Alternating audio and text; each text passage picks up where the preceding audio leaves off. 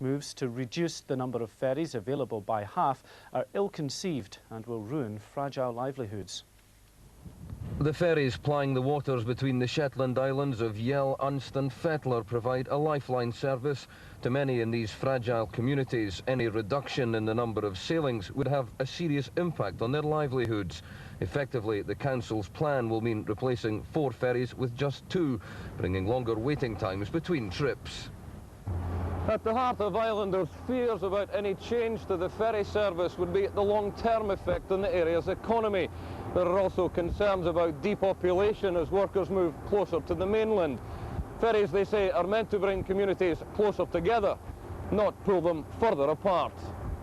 On the island of Yell, a 20-minute sea sprint from the mainland, one haulage contractor and businessman says the proposals are ill-conceived and have not been properly costed.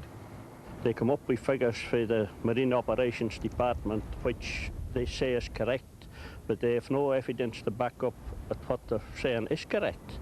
And one ferry is certainly not going to enhance the business community by any means at all. Opposition is deep-rooted here. Fewer ferries will mean job cuts among the men who operate them. The ferry to Fettler is set to go altogether and will share a single ferry with the neighbouring island of Unst. Council leaders say savings have to be made. The council has made a decision that there will be a single ferry on the Yell Sound run. That is a council decision. The feasibility study is to see how that can best be implemented. And as far as quality of life is concerned, the question of whether the ferry runs every half hour or every 3/4 of an hour doesn't make that much difference to somebody who's going in or out once or twice a day, which most people do. It's unclear when the ferry change will take place, but it will happen despite the islanders and the council views on the short sea crossings remaining oceans apart.